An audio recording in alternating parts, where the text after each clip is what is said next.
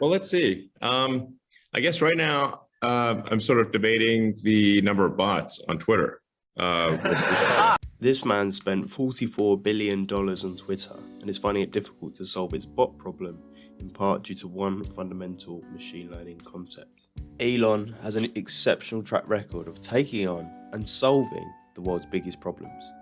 Payments with PayPal, orbital reusability for rockets at SpaceX, electric cars at Tesla, and finally getting rid of Maguire at Manchester United. Oh, yes!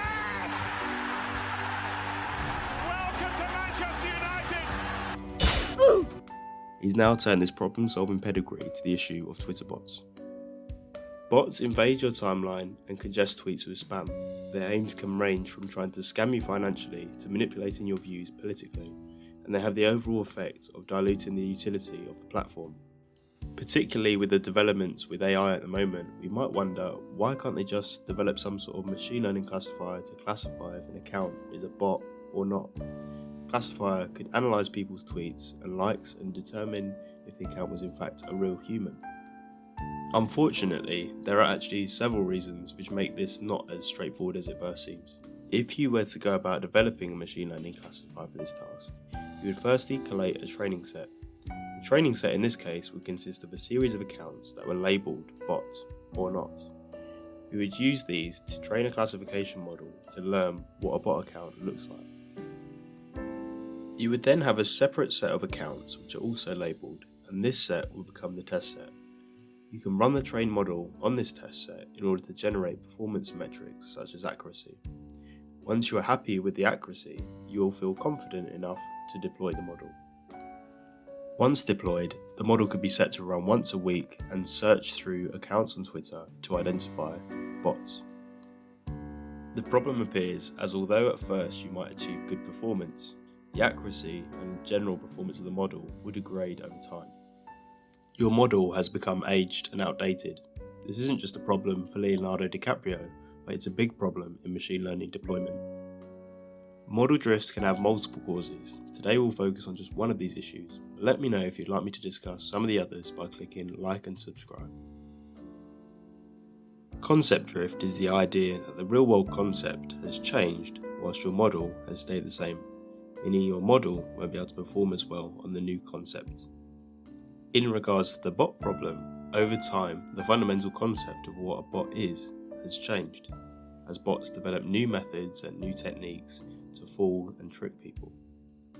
Let's demonstrate this.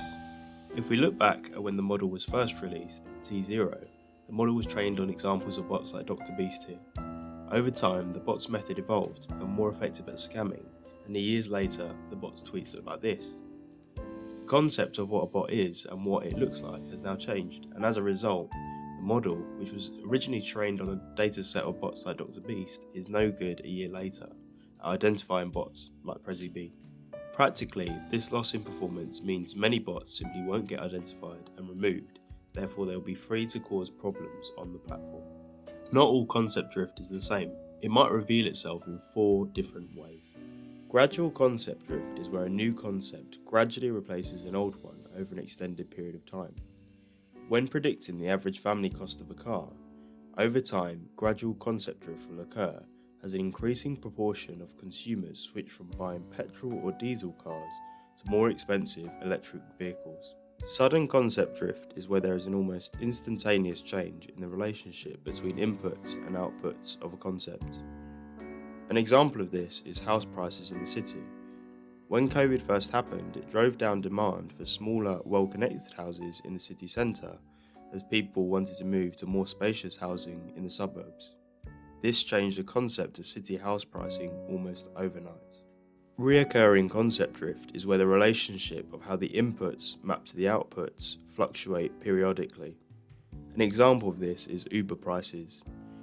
These prices will probably increase at peak times such as weekends and evenings, and return to normal in the periods otherwise. Incremental concept drift is where over time one concept evolves into a new concept. The bot problem is a great example of incremental concept drift.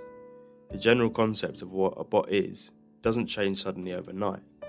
Bot methods evolve incrementally as new scams and methods change. In this next video, I hope you to get a better understanding of what the specific methods are and how they work to eliminate the problem of concept drift.